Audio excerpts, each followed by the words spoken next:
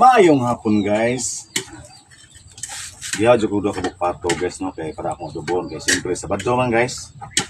So talo na mo basta Sabado at lingan na naman po koy pinuy nga pato guys so magadobo ta og pato. So ang pinaka dabi sa pato guys, ang mo isabaw na tubig sa butong. Pagkalata niya guys, tirahan na mo Sprite, black beans, mga panakot guys o pinya dayon ana entrada guys. So akong muyabuan ng tubig sa butong guys, ang ako yung special na bisita.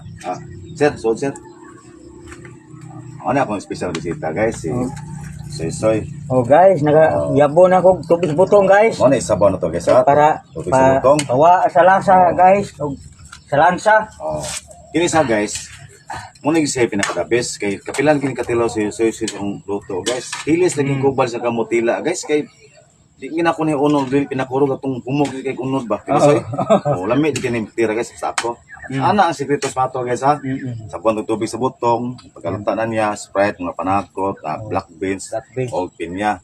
So, ana lang guys, kamay nga tips sa simpleng luto. That's all. Thank you. Tama Soy. Tama Soy.